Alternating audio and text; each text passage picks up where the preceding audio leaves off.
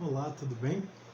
Eu sou o professor Danilo Cruz, trabalhador do Centro Espírita Paulo e Estevão, de Salvador, Bahia, e venho hoje trazer um assunto bastante interessante para o nosso dia a dia. São as nossas emoções. Nós vamos falar um pouquinho sobre o cuidado com as emoções. É interessante para a gente lembrar que a primeira linguagem humana é a linguagem emocional. É através dela que nós nos conectamos com o organismo da nossa mãe quando ainda estamos iniciando o nosso processo reencarnatório, ainda dentro do seu ventre. Por isso é tão interessante a gente perceber os inúmeros estudos da psicologia perinatal sobre o impacto das emoções da mãe no bebê que irá nascer. E quando a gente amplia o horizonte da psicologia, trazendo à tona a possibilidade de uma compreensão espiritual desse processo, a coisa fica ainda mais brilhante e maravilhosa. Por isso é tão importante compreendermos como é que nossas emoções podem nos ajudar no nosso processo evolutivo. A situação emocional é algo extremamente interessante. A palavra emoção vem do latim emovere, que significa mover para fora, externar, com um significado um tanto quanto dúbio, porque ao mesmo tempo que refere à possibilidade de expressão da emoção, também está conectada à possibilidade de compreensão de que a emoção nos empurra para fora, nos motiva, nos move.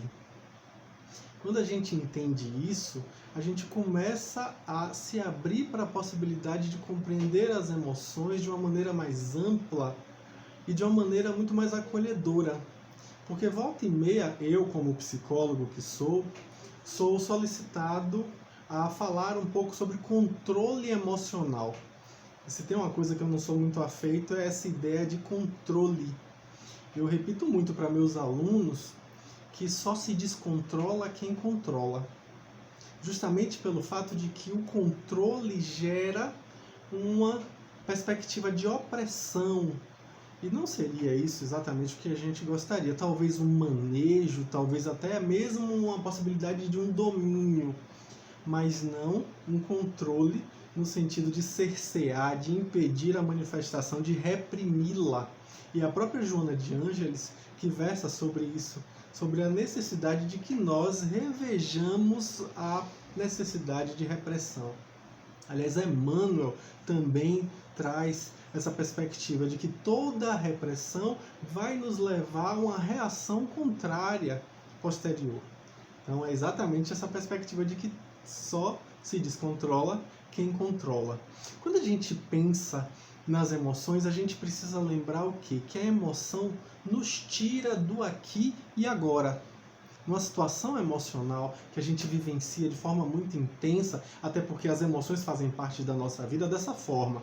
Todos os momentos mais importantes da nossa vida foram permeados, foram repletos de emoções. E emoções diretamente proporcionais, muitas vezes extremamente intensas, sejam coisas boas ou ruins.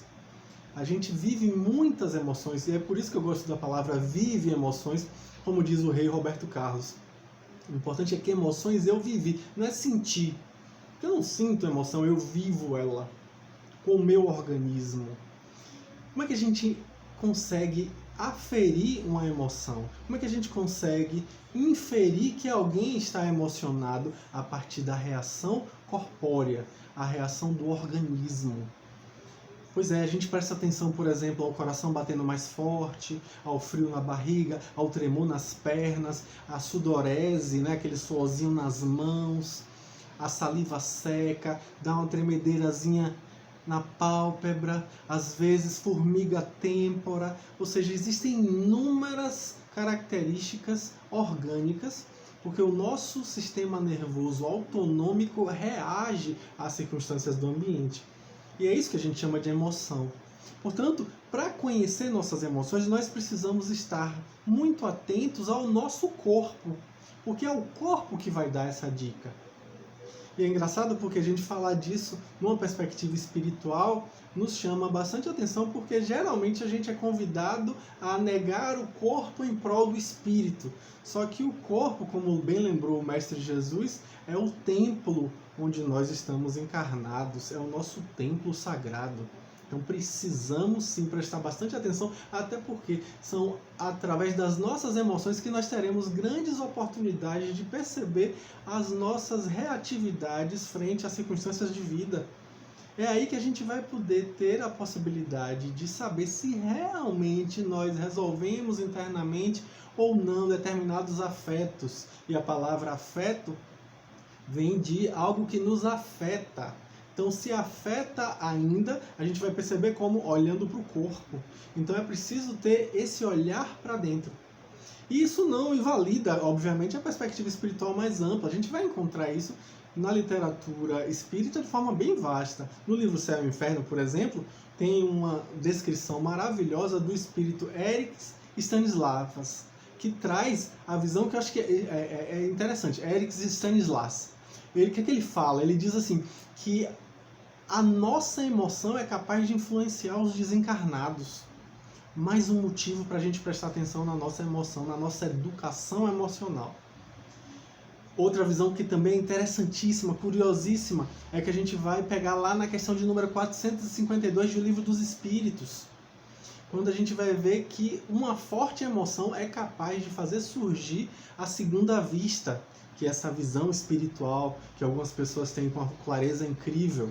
Então a emoção influencia a ampliação das nossas capacidades extrasensoriais.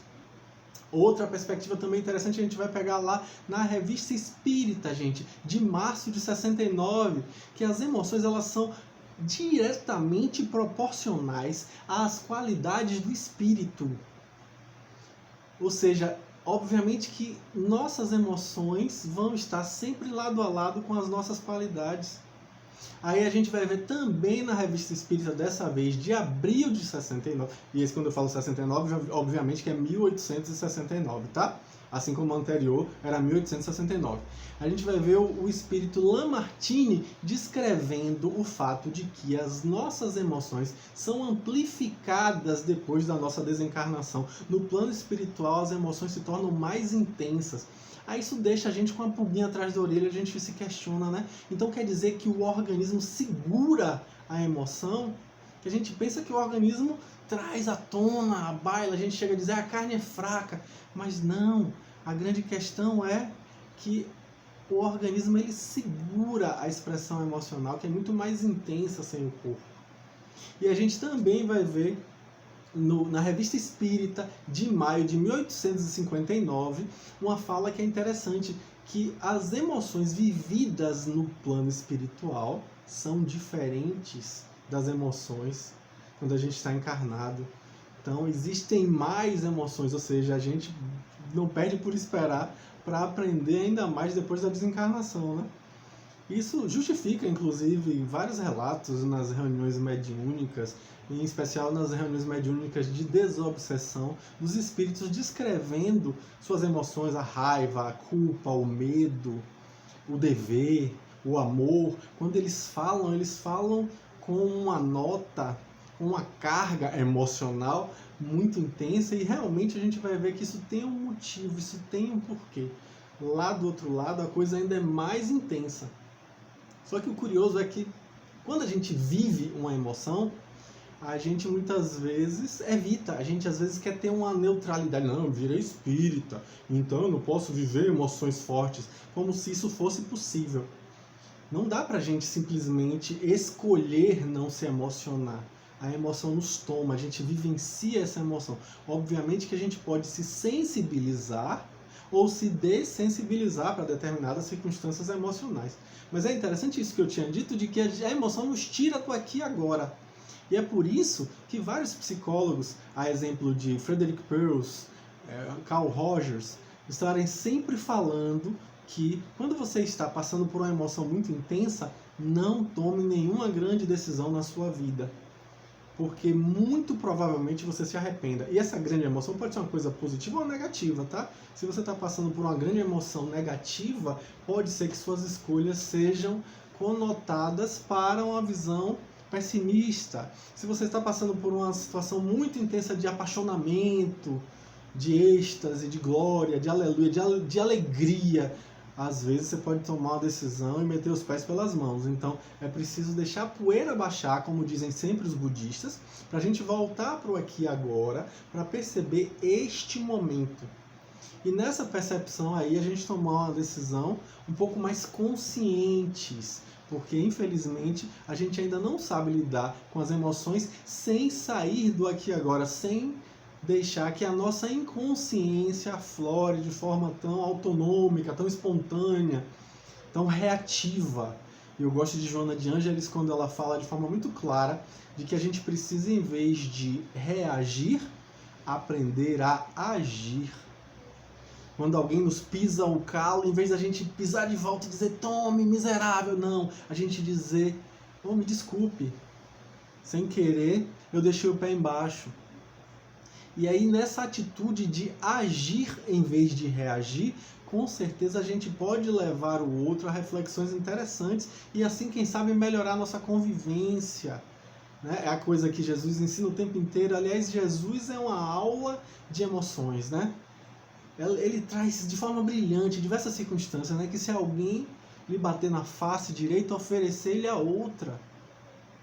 Então, é interessante que a gente vá percebendo, agir e não reagir. Ah, mas e Jesus naquele episódio dos vendilhões do templo, como é aquilo ali não foi um descontrole emocional? Bom, Joana de Ângeles chega a falar que existiram possivelmente distorções no ocorrido ao longo dos séculos por conta das dificuldades linguísticas que nós temos, né? Então, sim, existem copistas, escribas que vão fazendo alterações no texto. Isso também é importante, isso é uma possibilidade real de ter acontecido. Mas também Jesus nos dá uma aula de que a gente não pode simplesmente se calar diante de uma indignação quando é uma causa superior, quando é uma causa realmente importante. Então, sim, né? É aquela frase famosa que diz assim que quem perdeu a capacidade de se indignar, perdeu também a dignidade. Então é preciso que a gente saiba medir as coisas e, mais importante de tudo, tem autoridade moral. Porque Jesus tinha. Né? A gente, infelizmente, fica usando essas muletas, essas bengalas para justificar as nossas dificuldades por confundir franqueza com fraqueza e, com isso, mantemos nossos comportamentos equivocados, ferindo à torta e à direito numa atitude sincericida, com uma metralhadora de verdades machucando quem estiver na nossa frente. Isso não é controle emocional, isso não é manejo emocional, isso não é domínio emocional, isso não é autodomínio. Então é preciso, sem dúvida alguma, tomar cuidado com essa perspectiva de sair de um extremo para o outro, né? Ah, antes eu não falava nada, só que eu não quero ter câncer. E aí nessa, vai e fala o que vem na garganta, do jeito que vem, e acaba magoando pessoas que muitas vezes nos amam. E isso pode gerar consequências terríveis, né? E é preciso a gente tomar muito cuidado por conta dessas responsabilidades. Por isso que é tão importante a gente focar nas emoções, a gente aprender a respirar, contar até 10, 100, 1000 e ter uma ação em vez de uma reação. É curioso isso porque eu sempre brinco dizendo que o trânsito de Salvador é um instrumento evolutivo. E é justamente no trânsito que eu vejo, em diversas circunstâncias, minhas emoções se aflorando por conta de supostas injustiças. E, obviamente, quando a gente vive uma suposta injustiça, ou uma injustiça real, que seja, se é que a gente tem cacife para poder avaliar isso, né? Analisar e julgar isso, a gente muitas vezes reage com que emoção? Qual é a emoção que denota a sensação de injustiça? Raiva. A gente reage com raiva. E aí, na raiva, na ira, na cólera, que aliás tem uma belíssima página do livro Evangelho segundo o Espiritismo sobre cólera, do espírito Hahnemann, o criador da homeopatia. Ele vem, através dos médiuns da equipe de Kardec, trazer aquela página belíssima sobre cólera, dizendo que não é o corpo que dá essa emoção. Essa emoção vem do espírito. O corpo manifesta o que é do espírito. O corpo não dá a cólera a quem não a tem, né? A questão está aí. A gente às vezes diz, a carne é fraca. Aí eu gosto de uma fala de Divaldo Franco, de forma bem contundente, quando ele diz que a carne é fraca quando o espírito é descarado. É risível, mas é para a gente pensar realmente, né? Que a gente vive culpando o corpo, quando na verdade a gente se esquece que, sendo espíritas, devemos nos assenhorar da verdade de que o corpo nada mais é do que um instrumento do espírito, e não a fonte das nossas agruras e dificuldades. Não, o espírito, com as suas necessidades evolutivas, com os seus merecimentos, é que vai realmente, né, trazer como matriz evolutiva e levar para o modelo organizador biológico as nossas necessidades, que é o nosso perispírito, e esse perispírito vai se manifestar no corpo. Então não dá para a gente inverter as coisas aí. A gente já sabe um pouquinho sobre isso, e se não sabe ainda, precisa se debruçar sobre esse assunto para pesquisar um pouquinho a respeito, né? Inclusive, em diversas tradições espiritualistas, a gente vai ver sobre isso, né? O corpo astral, o corpo emocional, que são subpartes, subitens do perispírito, né? São, de forma bem interessante, o rosacrucianismo, a própria maçonaria também fala a respeito disso. A gente vai encontrar maçons que se debruçam sobre esse tema. A gente vai perceber muita coisa na teosofia, na antroposofia, que versam exatamente sobre isso, né? É interessante porque esses saberes espiritualistas, eles trabalham muito com as leis herméticas, as leis de Hermes Trismegistus.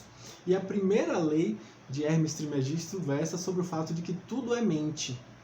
Só que a visão de Hermes de mente aí no caso como forma, é exatamente o que a gente chama de perispírito. Tudo toma forma a partir dessa mente espiritual, e essa forma em questão é uma forma perispiritual, né? Se manifesta através desse corpo astral ou desse corpo emocional, de acordo com a visão espiritualista que a gente acolha. Aí é interessante a gente perceber que as emoções não nos controlam se nós não permitimos. Que a grande questão é quando a gente se deixa ser controlado pela emoção, a gente está numa perspectiva reativa, em vez de estar focando numa perspectiva ativa. É uma visão mais passiva. A gente está passivo diante da situação e aí reage. Quando a gente está ativo na situação, a gente está consciente, vai agir. E aí vai poder realmente usufruir de algum aprendizado com aquilo ali. É importante a gente ver isso. É que a gente às vezes se comporta, os budistas falam isso, né? A gente se comporta como os bebês. A gente pega um bebê no colo, com idade assim, 2, 3 meses, 4 meses. Aí ele vem pegar assim no rosto da gente, quer pegar no óculos, quer pegar na orelha, no cabelo, no chapéu. E aí ele às vezes pega na bochecha e aperta com força. Ele não tem consciência da própria força. Somos nós. É uma grande metáfora para o que acontece com a gente. A gente não tem consciência das consequências, do impacto que as nossas emoções podem causar. E agimos de forma inconsciente como bebês, sem essa força, sem essa noção da força, melhor dizendo, né? E aí, às vezes, a gente mete os pés pelas mãos. É preciso, os budistas falam bastante sobre isso, né? Os zen budistas em especial, que a gente aprenda a se observar no momento da emoção. E mais ainda, observar-se observando-se. É essa tomada de consciência. Só o fato de tomar consciência já ajuda a gente a perceber possibilidades de mudança. Quando eu peço, por exemplo, preste atenção agora na sua postura física. Como está a sua postura física? Preste atenção. Quando eu convido vocês a prestarem atenção na postura física, muitas pessoas se consertam na cadeira. Muitas pessoas começam a endireitar a postura. Por quê? Porque o fato de tomarmos consciência, não estávamos atentos até então. A tomada de consciência faz a gente querer se consertar, do mesmo modo com a emoção. Quando a gente toma consciência do padrão emocional, a gente pode querer se consertar, entre aspas, querer minimamente ter uma outra postura diante da situação emocional. Isso é interessante porque muitas vezes a tomada de consciência era o que a gente necessitava para perceber aquele padrão. Às vezes a gente nem percebe que tem um padrão, que repete um padrãozinho. É preciso que o outro venha e diga pra gente: olha, você está muito enciumado, você anda muito impaciente. O outro vem como referência nos trazer aquela informação. E às vezes é até difícil a gente mudar, porque o nosso organismo já está tão habituado àquele padrão emocional. Por que padrão? Por que habituado? Que a gente se comporta como se estivesse viciado naquela emoção. Há uma espécie de vício. O organismo se habitua a eliciar aquelas substâncias, aqueles neurotransmissores compatíveis com aquele padrão emocional. Então, quando a gente para de dar para o organismo aqueles neurotransmissores, o organismo reage àquilo com uma espécie de síndrome de abstinência, como um vício. Como parar de fumar, parar de beber, ou qualquer outro tipo de vício de compra, vício de sexo, vício de jogo patológico, o que for. A gente passa a ter reações orgânicas típicas de uma síndrome de abstinência. É por isso que é tão difícil mudar. Mas quando a gente toma consciência, a gente aprende a manejar, porque está mais atento a perceber e agir em vez de apenas reagir. Essa tomada de consciência faz toda a diferença. E a grande questão é que a gente precisa voltar para o presente, estarmos presentes no presente, neste momento. Infelizmente, a gente ainda se vê muito ávido por viver emoções, muito sedento por emoções. Eu preciso de emoções, de viver emoções. E nessa avidez, a gente não para se perguntar o que estava antes daquela necessidade de emoção surgir. O que era antes daquela emoção surgir em nós? E aí alguns zen budistas vão falar sobre a necessidade de meditar de uma forma tal que a gente consiga voltar para antes daquela emoção. Tipo assim, estou sentindo culpa. Aí a gente vai ser convidado a meditar. Os zen budistas usam muito aquela meditação que você se senta de frente a uma parede branca. E aí, naquela perspectiva ali, você vai refletir sobre o que era antes daquela emoção surgir. Como você estava antes da emoção surgir. E se você ainda assim tiver dificuldade, eles propõem que você se preocupe em refletir por alguns instantes sobre o que era que estava acontecendo no momento imediatamente anterior à sua concepção. Interessante essa visão, porque a gente, de certo modo, consegue mais facilmente esvaziar a mente, que é uma das objetividades desse tipo de exercício, né? Dos objetivos desse exercício de meditação. Né? Tornar consciente, né, a partir do processo de esvaziamento do lixo mental. Então, quando a gente se esvazia do lixo, a gente vai ter acesso ao que realmente faz diferença.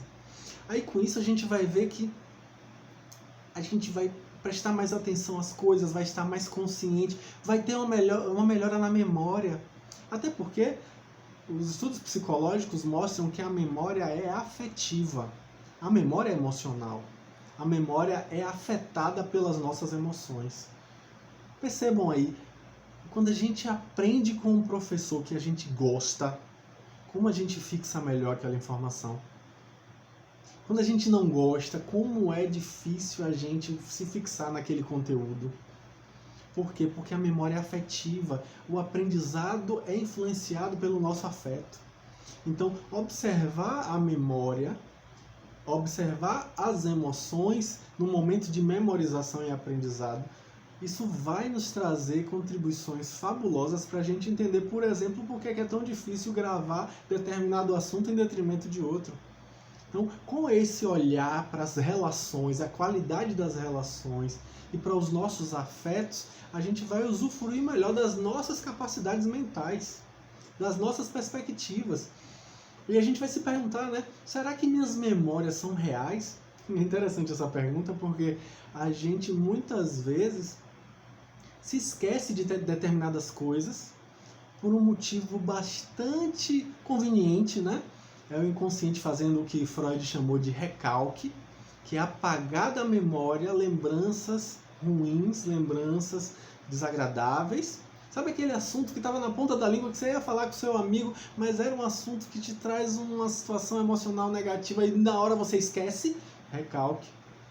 Pois bem, a nossa memória... Aí quando a gente toma consciência, esse tipo de recalque começa a se dissolver porque a gente já está disposto a enfrentar aquela situação supostamente negativa e vai parar de vê-la como negativa e vai passar a vê-la como experiência de vida.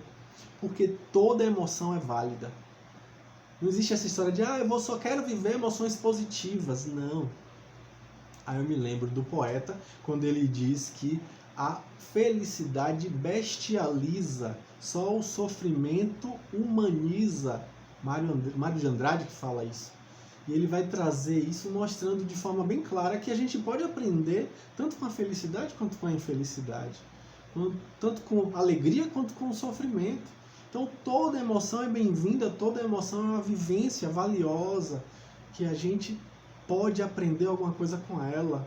Não tem isso de ficar negando a emoção. Eu vejo muito isso, as pessoas negarem raiva, não saber. As pessoas são analfabetas emocionais ainda, infelizmente. Elas não sabem diferenciar ansiedade de fome. Sentir um incômodo, come alguma coisa. Ou então faz o quê? Não consegue diferenciar raiva de medo. Tá com medo, mas manifesta aquela máscara de raiva para esconder a sensação de medo. Aí abre a geladeira para pensar. Isso é analfabetismo emocional. A gente precisa fortalecer a nossa inteligência emocional. E aí é interessante se debruçar sobre a obra de Daniel Goleman, esplêndido psicólogo que se dedica a estudar a inteligência emocional e vai nos trazer a noção de que né, que é o quociente emocional. Ele diz o que do quociente emocional? Isso é para se contrapor com o QI, né, que é o quociente intelectual. Ele vai dizer que o que é, quanto mais alto, melhores as qualidades de relação das pessoas. Por quê? Porque você aprende a reconhecer suas emoções, você melhora a sua relação intrapessoal, e isso impacta na sua relação interpessoal, porque você passa a reconhecer a emoção dos outros, das pessoas que convivem com você. Então, quando você conhece a emoção do outro, isso vai te ajudar a, por exemplo, tomar cuidado com suas palavras, a cuidar melhor das suas falas, da forma como você age. E assim as coisas começam a melhorar. Você vai melhorar as suas habilidades sociais, porque habilidades sociais referem-se exatamente com esse assunto, com essa perspectiva de que quanto mais inteligência emocional nós temos, maiores são as nossas habilidades sociais. A gente cresce com isso, a gente amadurece, a gente vê, né? E aí volta para aquela questão que eu falei, né, de que a memória é afetiva e a gente muitas vezes não tem nem muita noção de que as memórias são reais, as nossas próprias memórias são reais. E aí eu fico preocupado quando eu vejo, por exemplo, uma acariação depois de anos de um crime acontecido e a pessoa, não, eu sei, com certeza que foi ele. E nisso eu fico assim, com a pulga atrás da orelha pensando, meu Deus do céu, malmente a gente consegue lembrar o que é que almoçou anteontem, vai lembrar de detalhes de uma expressão facial de alguém que viu há 3, 4 anos. Eu fico meio receoso com isso, porque, como eu disse, a memória é completamente afetada pelas emoções. É preciso a gente realmente tomar muito cuidado com essas afirmações, né? Porque as emoções, elas influenciam na nossa memória, influenciam no nosso raciocínio, influenciam na nossa aprendizagem, na nossa tomada de decisão, né? E, inclusive, é interessante a gente perceber que o que foi importante há algum tempo, hoje não tem mais importância nenhuma, porque os nossos afetos, nossos padrões emocionais, eles mudam.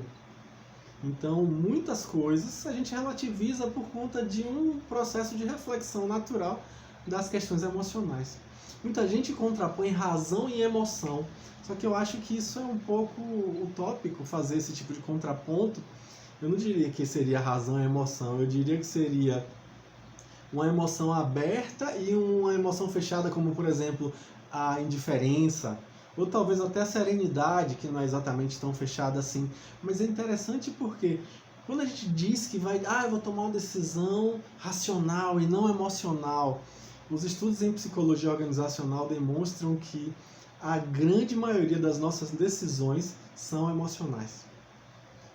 São pouquíssimas decisões que nós tomamos baseadas em raciocínio, né, na razão. Não é tão comum não, viu, gente? É preciso a gente tomar cuidado com essas utopias, né? E o convite é que a gente aprenda a conhecer a natureza de si mesmo, porque isso nos ajuda a conhecer a natureza de todas as coisas. Porque a natureza de todas as coisas está em mim também, né? Então, é preciso que a gente perceba, né, essa visão. E aí, com essa noção de que tudo é experiência, que não existem emoções ruins, que são todas emoções bem-vindas, a gente aprende com a emoção. E nesse processo a gente começa, por exemplo, a desenvolver uma prática de desapego, como os zen budistas falam muito bem, né? Do desapego. Só que eles também falam assim, você precisa tomar cuidado para não se apegar ao desapego. Olha que contrassenso, né? Que paradoxo, mas isso é comum, né? Algumas pessoas se embrenham na jornada espiritual, só que se apegam a isso de tal forma e aí acabam vivendo esse paradoxo e infelizmente não vão despertar a consciência porque estão completamente aprisionadas nessa noção de desapego e isso não é nada saudável. Aí tem um poeta sufi chamado Rumi, um poeta persa. O que é o sufismo? É a corrente mística do islamismo. Então, Rumi ele fala das emoções, que todas as emoções são bem-vindas, né? Ele tem um poema justamente falando sobre isso. Ele versa sobre essa questão de que as emoções elas precisam ser acolhidas como se fossem visitantes inesperados. E aí, do mesmo jeito que elas chegam, elas vão, e a gente precisa aprender com elas, a gente precisa ter gratidão a elas. O Rumi fala de forma brilhante sobre isso, né? De ter uma atitude de gratidão, de agradecimento, porque a gente aprende com todas elas são mensageiras do nosso processo de aprendizado. Então, é preciso que a gente perceba que não adianta simplesmente reprimir, é preciso expressar de uma maneira que a gente consiga aprendizados com isso. Não é apenas reagir, ter uma reatividade emocional. É preciso que a gente tenha autoconsciência das nossas emoções, para que a gente, por exemplo, perceba quando no nosso trabalho estão usando isso em prol de um lucro de alguma coisa, que hoje em dia a gente chama isso de trabalho emocional. Que no nosso trabalho a gente também é pago para manejar as emoções. Um exemplo bom são os agentes de telemarketing, principalmente os ativos, né? Que tem que ouvir muito não o tempo todo e responder com toda docilidade. Isso é bem difícil, bem tenso, bem complexo. E isso é trabalho emocional, é o uso das emoções. Nas nossas relações a gente vive muitas chantagens emocionais. As pessoas usufruem das emoções para nos manipularem. E quando a gente toma consciência, esse tipo de situação diminui. Na chantagem emocional, no caso, existem 3 emoções que são bastante utilizadas. Isso é bem estudado pela psicologia. Que são o medo, a obrigação e a culpa. Então são 3 emoções que as pessoas usam para nos manipularem, manejarem nossos comportamentos. E é preciso que a gente esteja bem atento para ver se a gente está sendo vítima desse tipo de circunstância ou pior, se a gente está fazendo isso com alguém. Se a gente está causando esse tipo de desmando na vida de alguém, que é bem pior, né? Bem pior, porque a gente vai arcar com a consequência disso, obviamente, né? Isso remete, obviamente, a uma situação de imaturidade emocional. Então, o convite é amadurecer. Amadurecer para perceber as emoções, para perceber quando a gente se sente tentado a usar as emoções para manipular os outros. Começar a perceber quando a gente usa as emoções para ganhar lucro, quando os outros nos usam dessa forma, né? E perceber que inclusive no próprio processo de desencarnação, o momento final, o budismo tibetano fala disso, no livro Tibetano dos Mortos, que no momento final, no momento da desencarnação, a gente precisa tomar cuidado com a emoção. Aí tem um exemplo aqui na Mansão do Caminho de Dona Otília Gonçalves, que vem pelas mãos de Divaldo Franco, descrever sua própria experiência de forma brilhante. Que ela vinha como trabalhadora da casa, tranquila, uma pessoa humilde, uma pessoa serena, caridosa, mas num momento derradeiro, ela olhou para trás, como a esposa de Ló, do texto bíblico, né? Ela olhou para trás. Ela não soube olhar para frente e seguir. Ela se tornou apegada ao seu passado e ficou com pena de deixar a sua família. E nesse olhar para trás, ela titubeou e infelizmente precisou vivenciar amarguras, agruras no plano espiritual na sua chegada por conta desse deslize no momento derradeiro. Isso não é só ela não, a gente vai ver, por exemplo, o irmão Jacó trazer no livro Voltei, na verdade é Federico Figner, né? Trabalhador da Federação Espírita Brasileira à época, que era no Rio de Janeiro, descrever sua situação espiritual também, descrever seu processo de desencarnação, sua chegada ao plano espiritual. E a descrição é incrível e fala de toda uma preparação emocional para que ele estivesse consciente do processo desencarnatório para poder voltar e descrever pelas mãos abençoadas de Francisco Cândido Xavier. Então, o convite é que a gente consiga aproveitar as nossas emoções para o nosso aprendizado espiritual, para que a gente consiga crescer emocionalmente, amadurecer para melhorar nossos relacionamentos conosco e com os outros que conosco vivem. Essa era a minha perspectiva, era esse o meu recado. Espero que tenham surgido inúmeras dúvidas, porque é assim que a gente aprende, né? Com a curiosidade sadia, e que a gente busque, que a gente perceba nessa minha fala uma introdução, e aí fique mais curioso para buscar mais informação, para fazer pergunta, para entrar em contato comigo, para a gente conversar e tentar responder perguntas. Às vezes eu não sei também, vou pesquisar, vou buscar, que é um assunto que eu gosto, que são as emoções. Então, que a gente aprenda com as nossas emoções e que o Mestre Jesus nos ampare nesse nosso projeto pessoal, que agora a gente abraça com o coração, de desenvolvermos a nossa inteligência emocional em prol da humanidade, em prol do planeta Terra. Então, que as bênçãos dele possam nos inspirar nesse nosso projeto pessoal. Que assim seja, grande abraço e até a próxima, com fé em Deus.